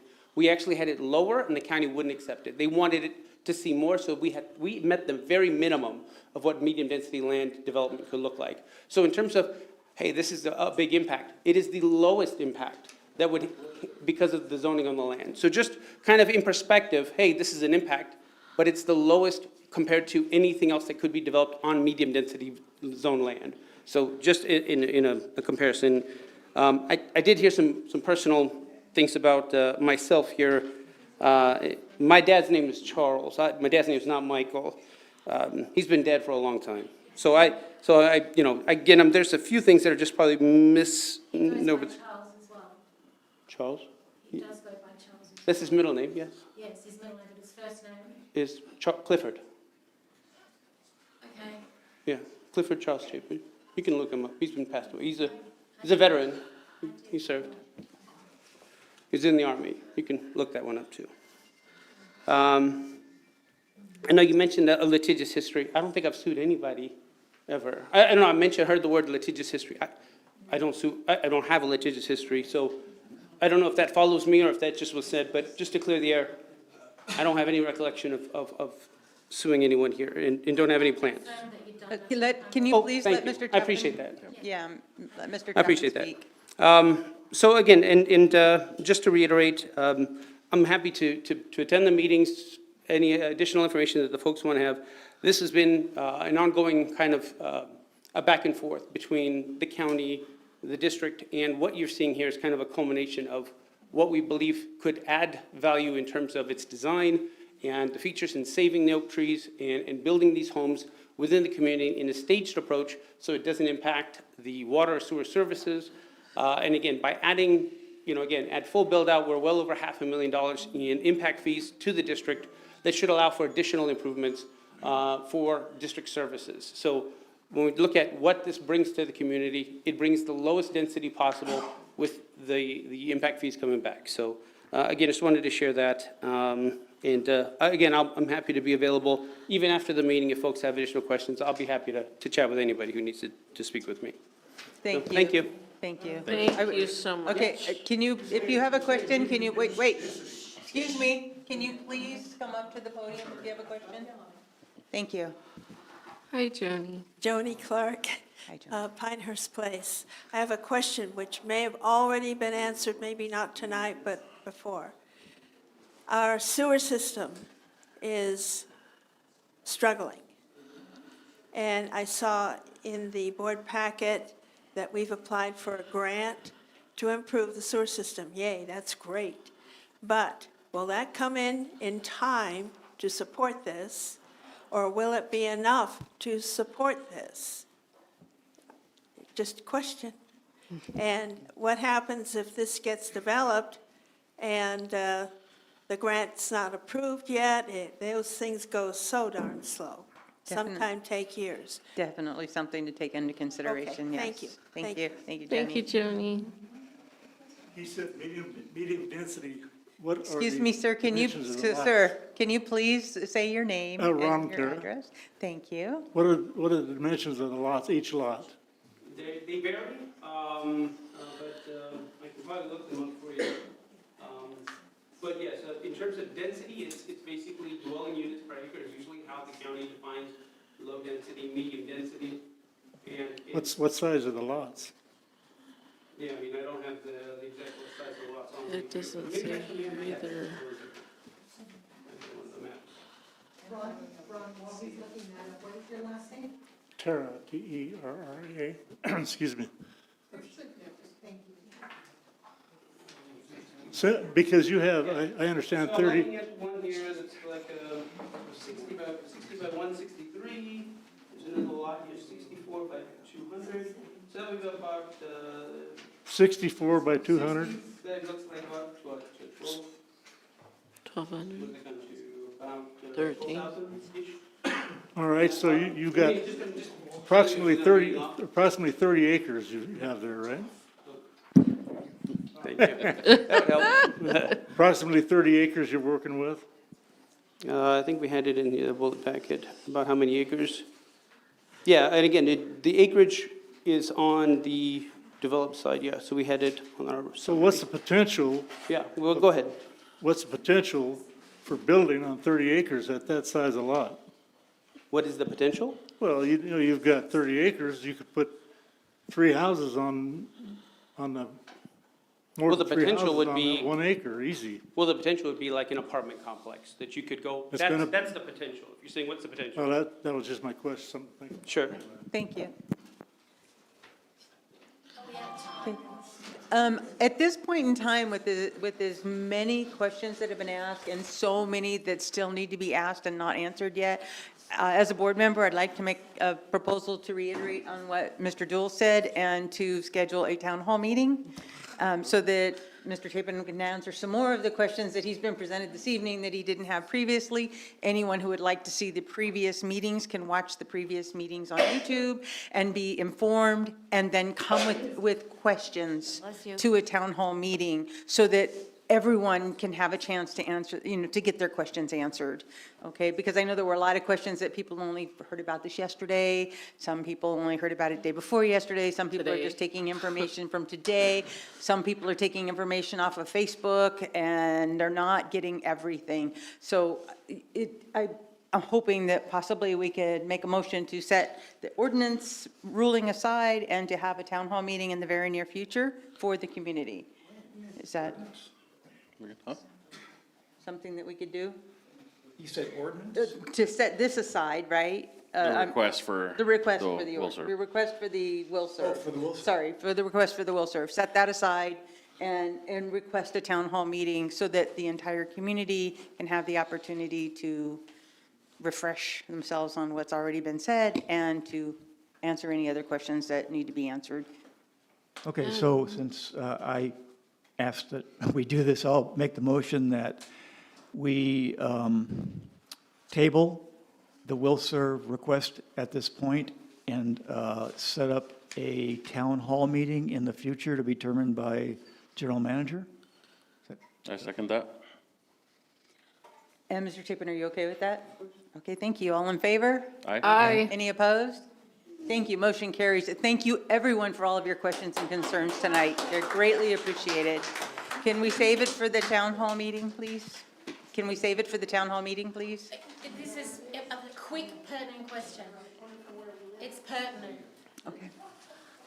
We'll be going through this whole scenario, and which I am in favour of, to do this. However, I still want one question answered, and that is, what contribution do we have and do you have to make this happen or not happen? In other words, if we all can, are we going through all this, but then he can just buy his way in anyway? In other words, are we doing this for naught, or it can actually just not happen because enough of us say no? My understanding is, and correct me if I'm wrong, General Manager, but nothing can move forward without the will serve letter. And we have to vote on the will serve letter, and that vote is dependent upon the community. Thank you. Okay.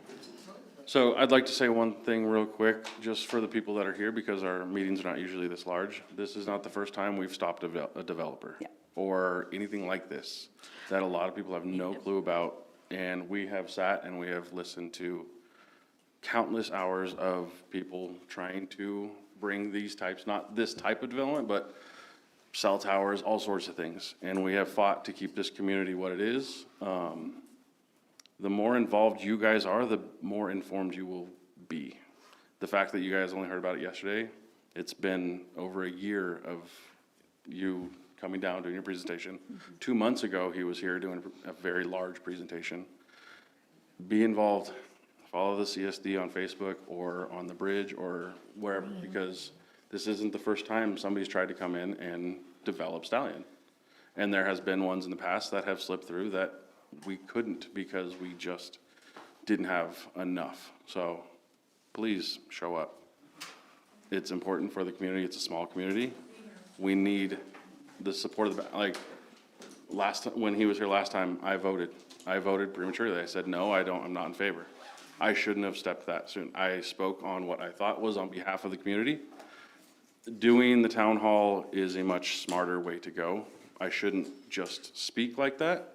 I see the community, the way is turning out the way I assumed it would, but it's good to have your guys' input all the way around. So please show up. I know it's boring.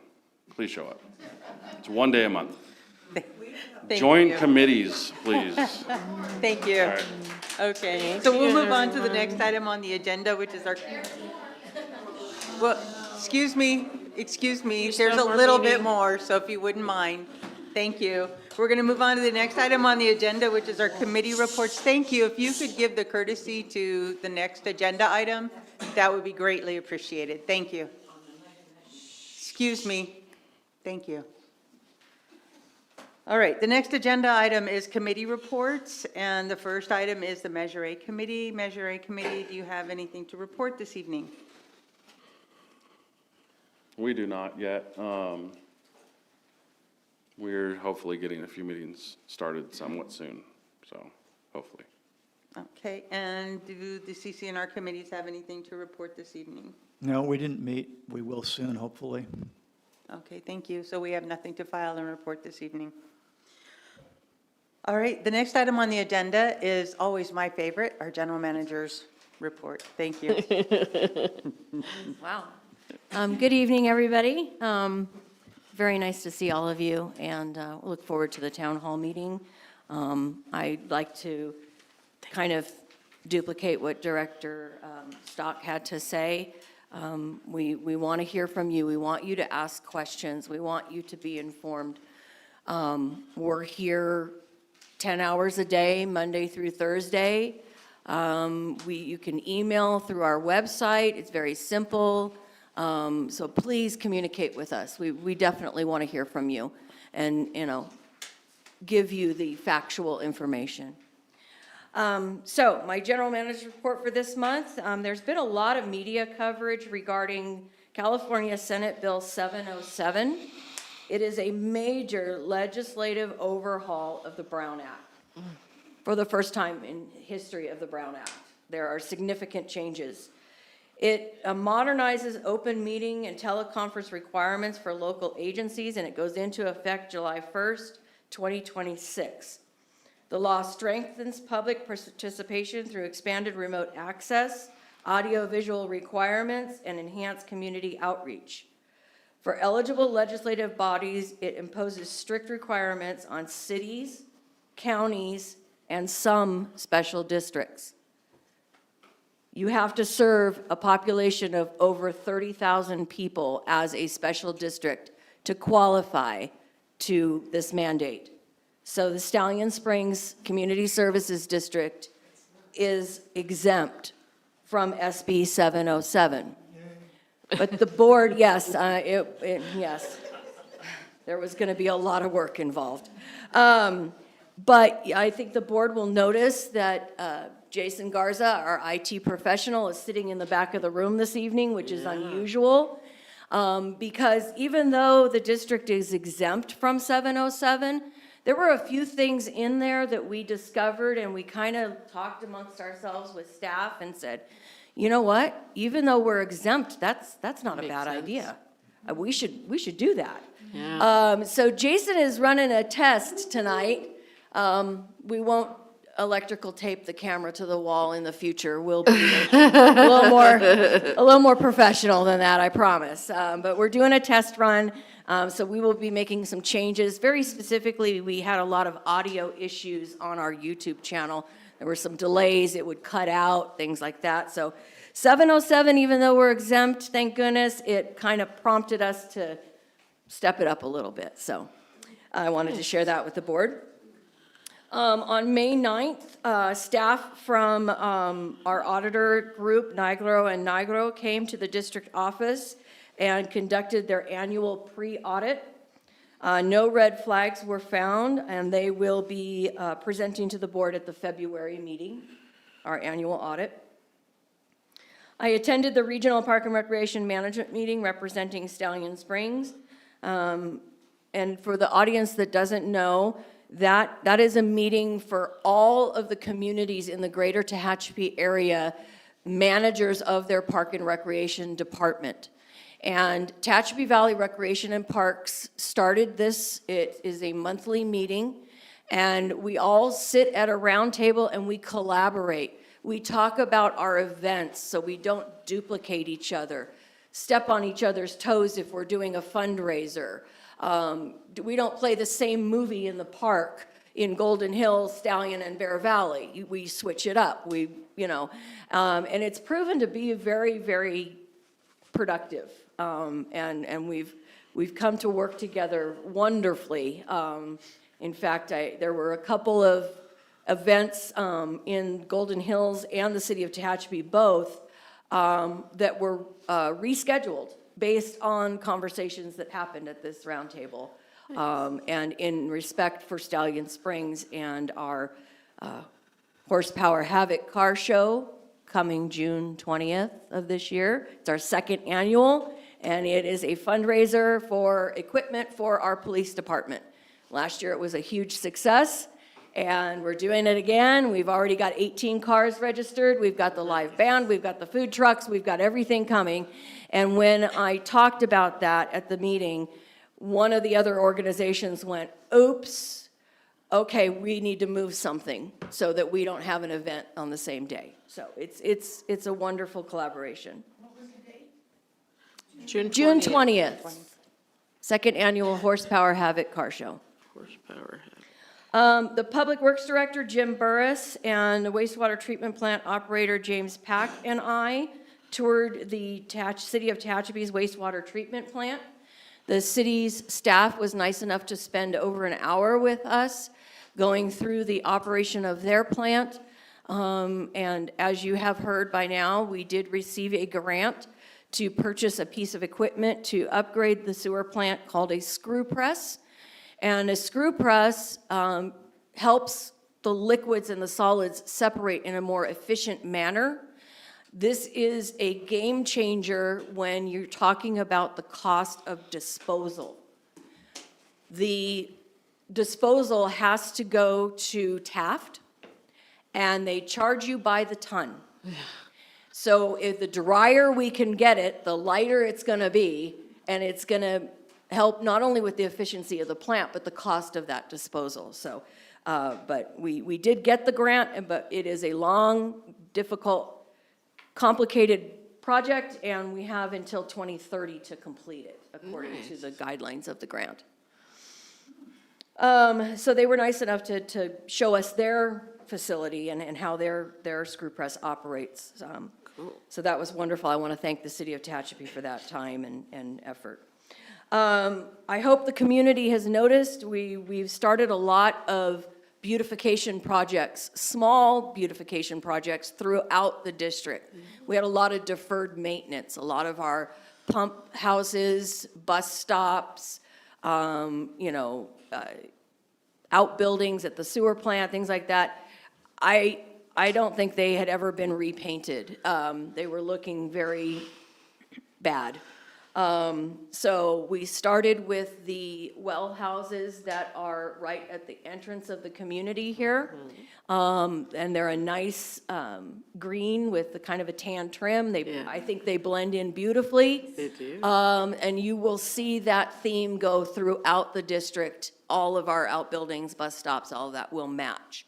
So in their spare time, my poor Public Works Department that wears every hat in the district, they're trying to get some of that beautification stuff done. So I hope the community likes what they're doing. We noticed.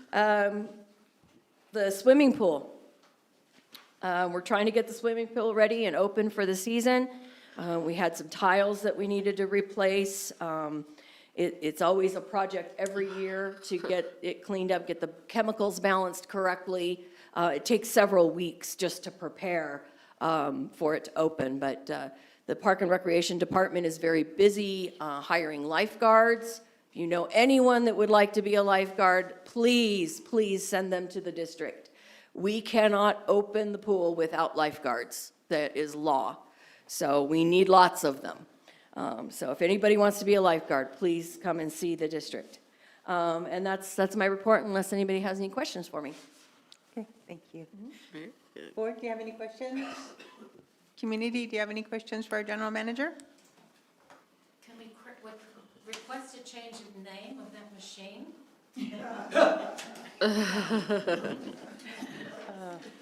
I mean, I guess we could give it a nickname of some sort, but it's a standard national piece of equipment. That's just what it Squeezing does art. because it operates like a screw. It turns, and that's how the liquid is pressed out of them. Sorry, I can't. Let's call it squeezing art. There we go. Yes. Like squeezing art? Yeah, please. Thank you. Hi, Larry Chamberlain again. Quick question for the general manager. The requirements for a lifeguard, please? The requirements for a lifeguard, please. Yes, they need to complete the Red Cross certification course, and then they have to pass I would call it a hands-on test. Make sure that they can pull a certain amount of weight out of the pool, things like that. Thank you for And that. they must be 17 years old or older. Copy that. And where is this course administered? Can you please answer that? Yeah, it's all done through the Red Cross. It's all on their website. Okay, thank you. Currently, I believe they may have to go to the Antelope Valley. I think the classes for this year here in the Tehachapi area are already complete because the swimming pools in Bear Valley and town open much earlier than Stallion Springs. So it's still possible to get the certifications? Absolutely. And then the rate of pay, please, It's minimum wage, which is? 16 and some change. Okay, copy that. Thank you. Thank you very much. Were there any other questions or comments from the community for our general manager? All right, then if there were none, then we need a motion to receive and file our general manager's report. I'd like to make a motion to receive and file the general manager's report. Second. Thank you, all in favor? Aye. Any opposed? Thank you, motion carries. With that, we can make a motion to adjourn. I'd like to make a motion to adjourn. Second. All in favor? Aye. Opposed? Motion carries. Thank you, everyone, so much for this evening. Please come back.